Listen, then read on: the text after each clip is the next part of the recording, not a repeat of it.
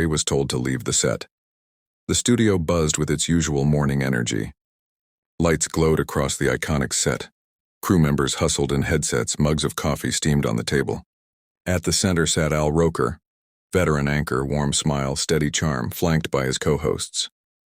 Everything seemed like a typical morning in New York, except today's guest wasn't a Hollywood actor or best-selling author.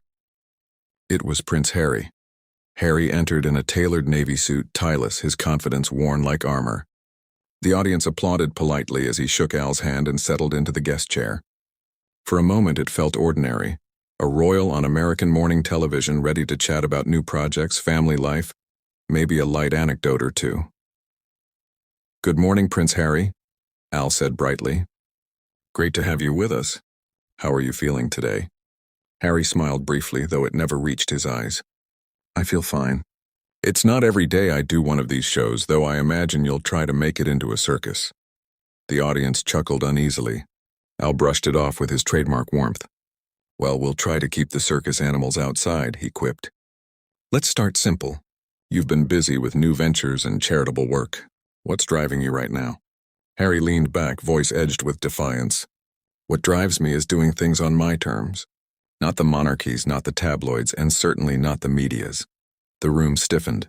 It wasn't outright hostile, but there was steel beneath the words. Al nodded, unshaken. "Fair enough.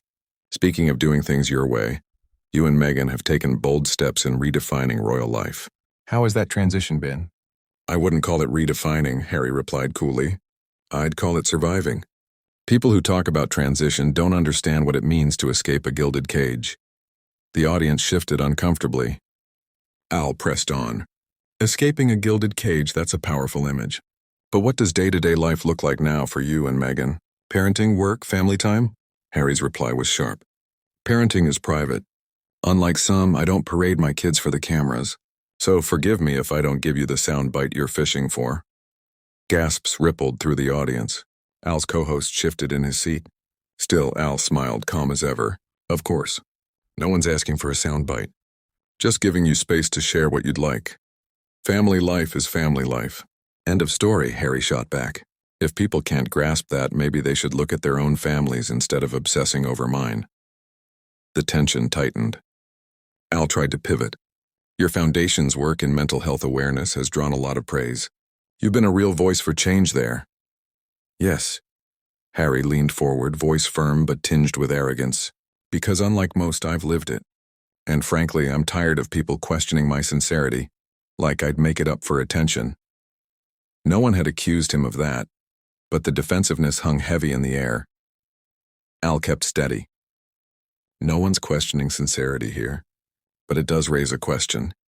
How do you balance privacy while speaking so publicly about personal struggles?" Harry smirked. "Balance? That's rich coming from the media. Privacy doesn't exist when people like you keep demanding access. You can't ask about balance when you're part of the imbalance." The audience murmured louder this time. Al chuckled, mug in hand. "You're keeping me on my toes this morning. I'll need more coffee to keep up." Harry didn't smile. Maybe drink less coffee and ask better questions. The room gasped. Al's patience, legendary as it was, seemed to stretch thin. But still, he pressed on. As the commercial break hit, the studio buzzed with whispers. Something was unraveling. This wasn't going to be another royal interview. It was about to become a showdown. When they returned, Al's smile was still there, polished and practiced, but the tension sat between them like a live wire. Harry leaned back, arms crossed, more like a defendant in a courtroom than a guest on morning TV. Al tried again. "You've spoken about stepping away from the royal family. What's been the greatest challenge in carving your independent path?" "The greatest challenge?" Harry tilted his head, smirk tugging at his lips. "Dealing with questions like that. People act like leaving was heroic or catastrophic. It was neither. It was me deciding I was done being a mascot for an outdated institution." Gasps again. Al held his ground. "Still, people see you tied to the monarchy whether you like it or not. Do you feel any responsibility to that role?" Harry's laugh was dry. "Responsibility? I've spent my life being told to wave, smile, cut ribbons while others lived real lives. I owe nothing to the crown. If anything, it owes me." The audience shifted uneasily. Would you say that chapter is closed then? No chance of returning in any capacity? Al asked. Not unless I hit my head and forget everything I've learned, Harry snapped. Why would I go back to a family business that feeds me to the wolves, then pretends to protect me? That chapter isn't closed, Al, it's burned. Gasps turned into murmurs. The atmosphere was cracking. When Al asked gently about Harry's children, the prince's expression darkened. Why should I answer that? My kids don't exist for your audience's entertainment.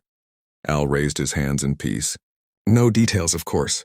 Just many parents at home admire how you balance work and family. It's a chance to share something meaningful. Harry scoffed. Balance? That's another buzzword.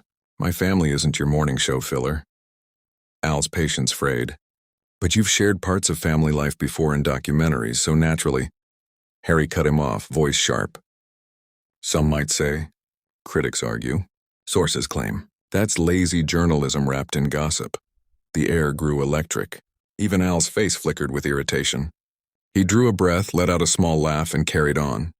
Our audience is looking for authenticity. When you share some things but refuse others, questions naturally follow. Harry's eyes flashed. Authenticity means I decide what to share. You don't set the terms, Al, not anymore. The room was heavy, every word a strike.